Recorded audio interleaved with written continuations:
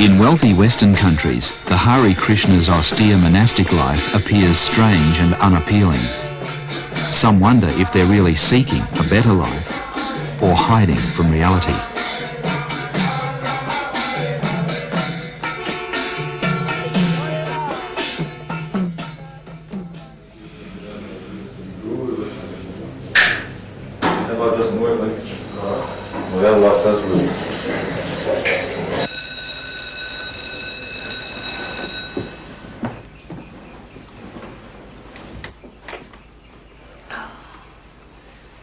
It's not a social club to come and meet the man of your life. It is actually a place where you come here to speak about the Lord. It's actually a temple and it's sacred, so you've got to just accept what is conducive to your spiritual life and reject what isn't. I was sort of practicing celibacy before I was a Hare Krishna anyway. It wasn't a new thing for me.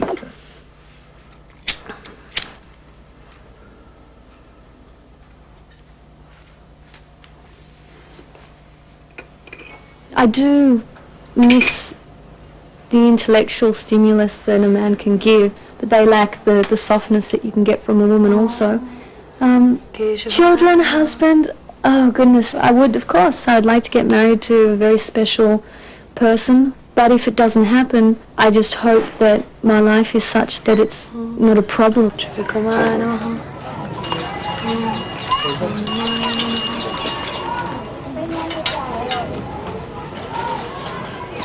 The main requirement for becoming a Hare Krishna is one's sincere spiritual interest, which means it's a simple meaning, "Oh Lord, please let me serve you." And to follow 4 basic rules: no eating of meat, fish, or eggs, no gambling, no intoxication, and no illicit sex life.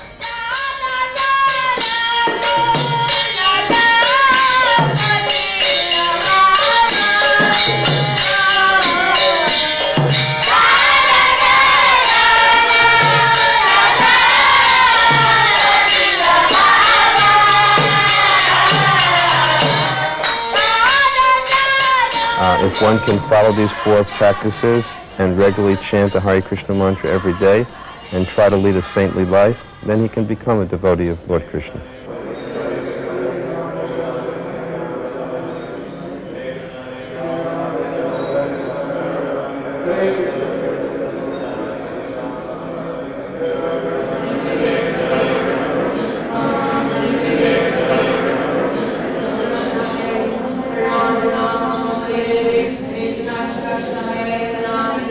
I have a great relationship with my parents, and we talk a lot and we discuss and debate, and my father's always right. And in the end we always just agree to disagree, you know. But ultimately I have complete faith that the longer I go in life, the more they will accept it, because at the moment they just see me in an ashram. They don't understand that I'm going to get married, I may have children, you know, so many things. I still eat, sleep, you know. At the moment they're just seeing a stylized view of their daughter, but when they start seeing that actually I'm just living life, you know.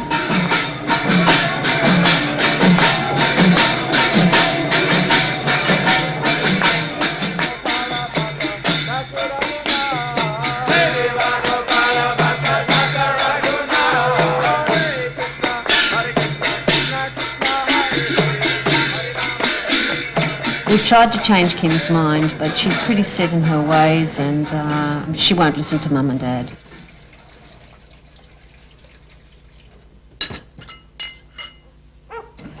I believe in a God, so that's my wife. We're Christians by background, so we're my children. We believe in doing the right thing. We don't go to church on a Sunday and ask God to forgive us for all our wrongs and then go out and... I try not to do wrongs if I can. Do the wrong thing again. We just do the right thing. We always do the right... We think we're doing the right thing. Well, this we're trying to do the right thing, but... well, we're trying to do the right that's thing. That's right. But no, we're not extremely religious, but on the other side, we're not... fanatics. Well, we would never be fanatics. No. But we do believe in a God. And I don't believe in the extremes. where you forget all about today's life and all you do is because about tomorrow somebody has promised you a better life tomorrow. Now you got to give this life some kind of a chance. You got to live this life as well as the next one.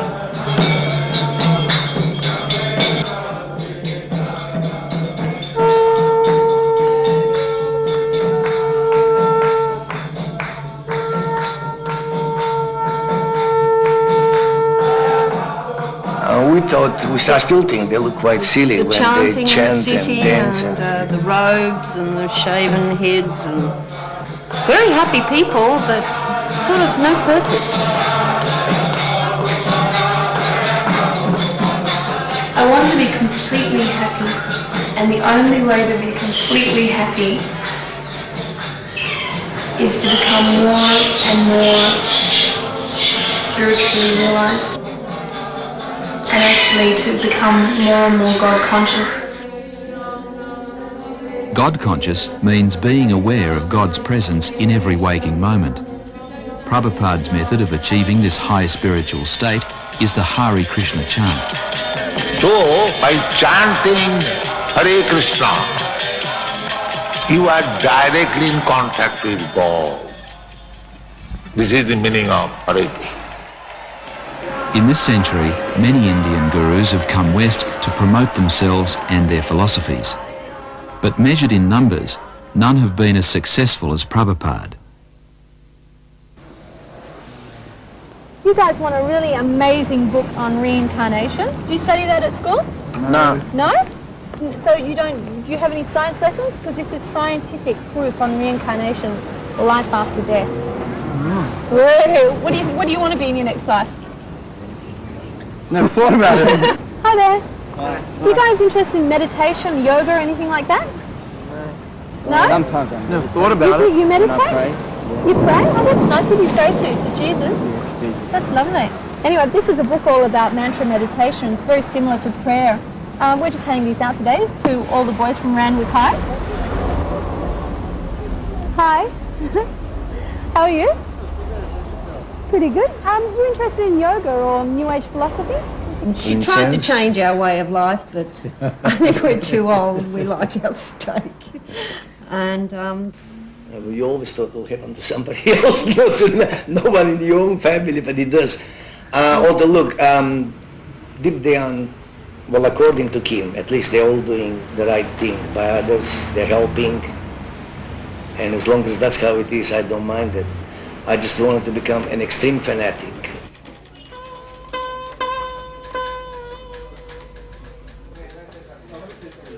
Kim, we should really update your file. Photos first. Yes. Your hair is longer. Definitely, I know. Your hair is longer. There's another shot here. Also, we've got to update your biography. If a commercial comes up or if acting work comes up, I do that. Measurements. But I don't There's an audition. advertise McDonald's or anything like that. Go to Grundy. It's not like dribbling in your sleep life. You know, you've got to be conscious while you're living. You have to actually have a set of goals and go for it. And so I have a set of goals, you know. Right, yeah. On Tuesday, I want you to read the brief. It's for a character. Kim is saving for a trip to India. She considers India her true spiritual homeland, even though her Australian background makes her a stranger to the poverty and the social upheaval which have spawned centuries of dedicated religious figures. Prabhupada was part of this tradition. In post-war India, he was barely surviving, sometimes unable to pay his bills. When one of his American disciples enthused that India must be the most important place in the world for preaching, Prabhupada corrected him, saying, "It's the most important place in the universe." Money began pouring in, and Prabhupada began selecting choice parcels of land from which to create his vision for a future God-conscious society. ISKCON expanded quickly, and within a few years had spawned an assortment of imposing temples and schools throughout India and the world. By 1976, ISKCON membership had grown to over 100,000 in 40 countries, riding the wave of the New Age movement. Indian religious festivals were attracting throngs of devotees in most major Western cities. It appeared that Prabhupada was fulfilling Lord Chaitanya's prophecy of 500 years ago that the holy chant would be heard in every town and village in the world. All the while, Prabhupada remained quietly in the background, giving all credit to Krishna.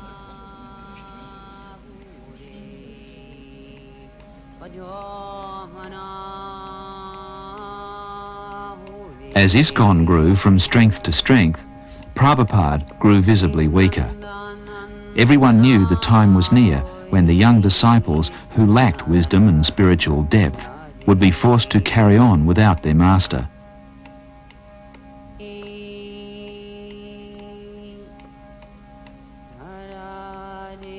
The disciples absorbed what they could, and Prabhupada continued translating scriptures to the very end. Everything is active, moving by the supreme desire of Krishna.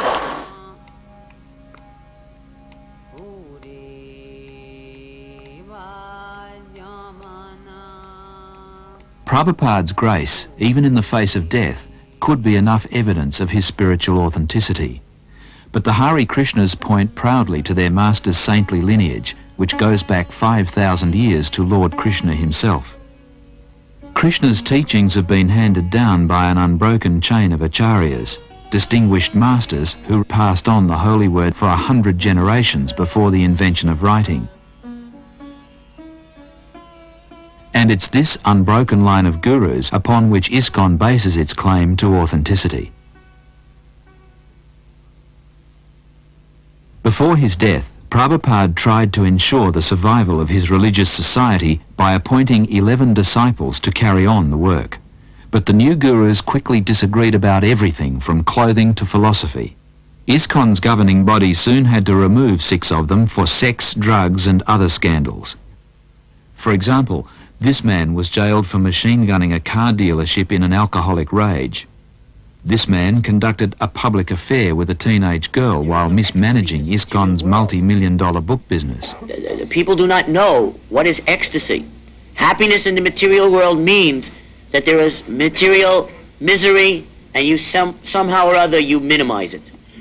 The living entity is by nature an enjoyer. This man's outrageous personal life included a flaunted homosexual affair. In this material world is not the proper process.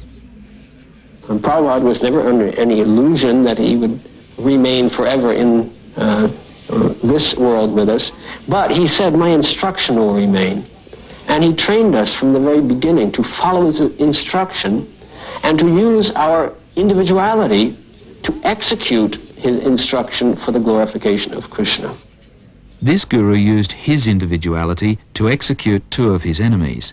His devotee hitman piously chanted the holy names while stabbing his victims.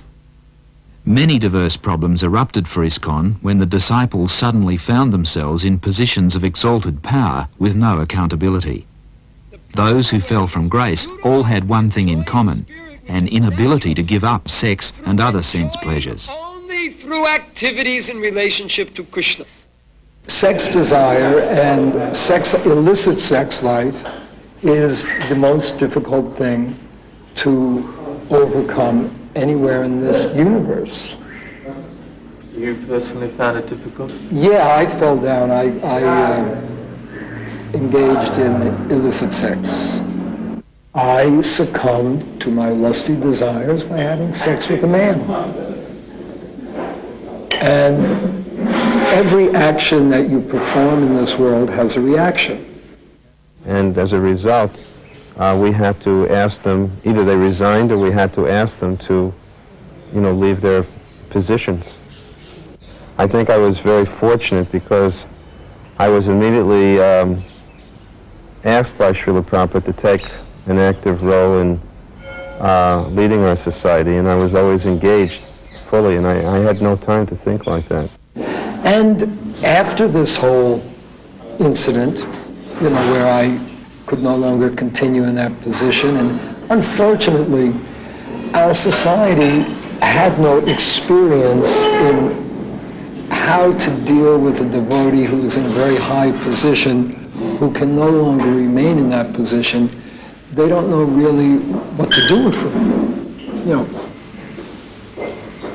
what do you do with them? You know, what do you do with me? What ISKCON did was simply sweep their deposed leaders under the carpet. The Central Committee struggled to rebuild internal order, while the devotees were kept occupied with bigger and better book promotions. The spiritual world, the soul, God, and the future. These topics and more in the Srimad Bhagavatam, written 3,000 years before the Dead Sea Scrolls in the oldest language known to man, Sanskrit. Now in English at Hare Krishna centers everywhere.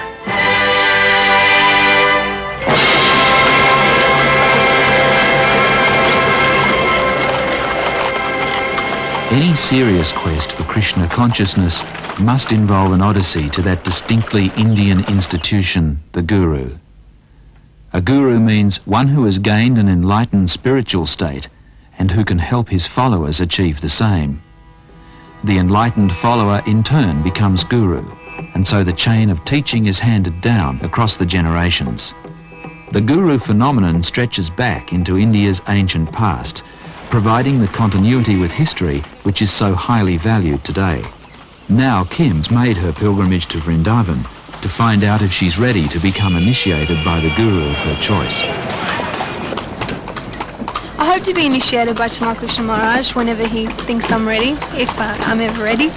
I think he thinks that materially I'm okay, but spiritually I'm a schlep, so we'll have to switch those two around.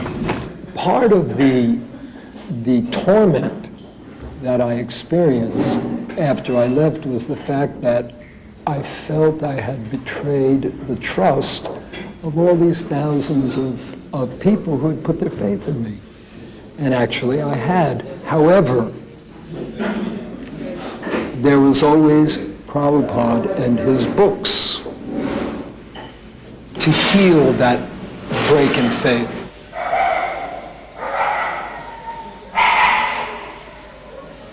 I'm 100% sure that being a Hare Krishna is the best thing I could be in life because it makes the most sense to me.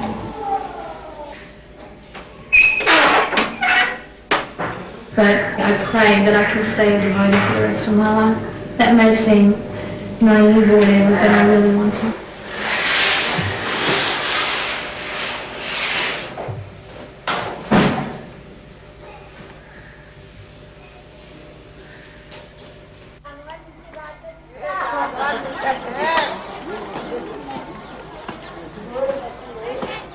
In the holy city of Vrindavan, ISKCON carries on their tradition of giving free meals to the local community. Calling it an act of spiritual welfare, the practice is observed in every ISKCON centre worldwide, showing how well the Hare Krishnas understand the politics of food. The consciousness tends to get absorbed into the food. Like, for example, you can tell the difference between something slapped together and a meal cooked by an Italian mama with lots of love. We don't eat meat, fish or eggs. We avoid garlic and mushrooms. I mean, there's some basic reasons why we avoid those. Garlic makes you really passionate. With the Hare Krishnas, everything we do is conducive to the spiritual life, so even our diet's conducive.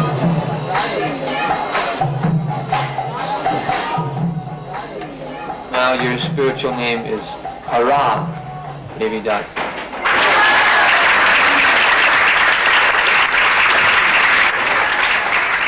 The cultural expression of being a woman in the Hare Krishna movement is far more natural and conducive to the way a woman is anyway. It's a statement of being in a woman's body and actually relishing that rather than fighting it. Women are guru, but they're guru to their children, and that is just such an amazingly great responsibility.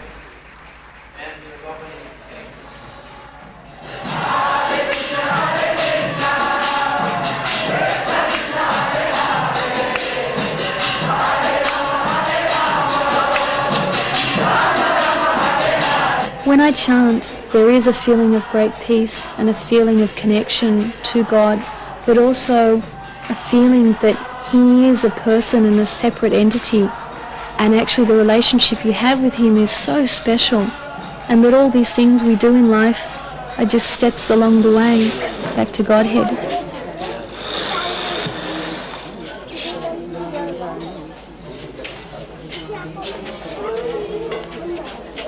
I think the one thing that people strive for in life is happiness, and the point is I'm happy because life has meaning. That's the main thing. At the end of the day, life has meaning.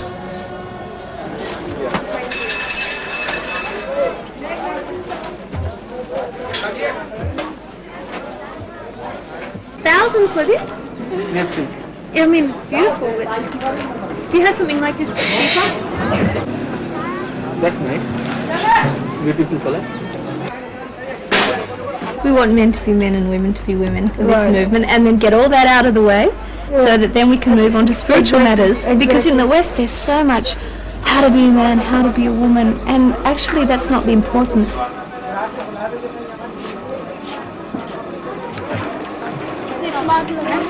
For many young Westerners, dissatisfied with Christianity and materialistic values, the attraction of the East lies in its promise of enlightenment, a simpler life, and a personal relationship with a guru and with God.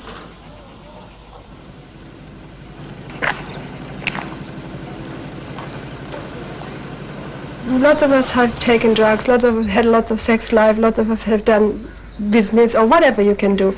And because we became tired of that, because that is material life and it's not satisfying to just live out and satisfy the senses, because they can't be satisfied at no stage. That's why we were looking for something which would satisfy us, you see. And then we found Krishna, that's right. That little blue boy. This guru will be leading many followers like Kim, but to where? Back to Godhead or to an elaborate escape? At the time of death, the soul leaves the body, and according to the activities which we have performed in this life, the soul takes a new body. If you make your activities God-conscious, and you remember the Lord at the time of death, then your soul will be transported back to the kingdom of God. On the other hand, if you have more worldly desires, then you take another birth according to those desires. It may not be as a human.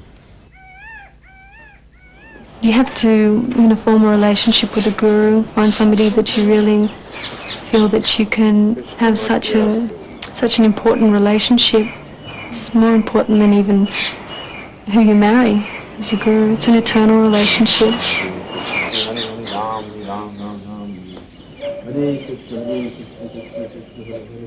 She deserves to be happy. Look, so far she's very happy. She's very contented. She could have been doing a lot of other things that young people do these days, such as drugs and God knows what else. So Hare Krishna or no Hare Krishna is still better than many other things. I just want to say, if somebody thinks we're brainwashed, open your eyes a little. Don't just make such a generalization about who and what we are. At least take the time to see what we're all about, and not just us. Check out what black people are like, and Muslims, and all different walks of life, and see for yourself. The more you chant Krishna, Krishna, Krishna, the more deeply satisfied you become. And one of the byproducts is that you lose your taste for material, mundane pleasures, and you develop spiritual taste.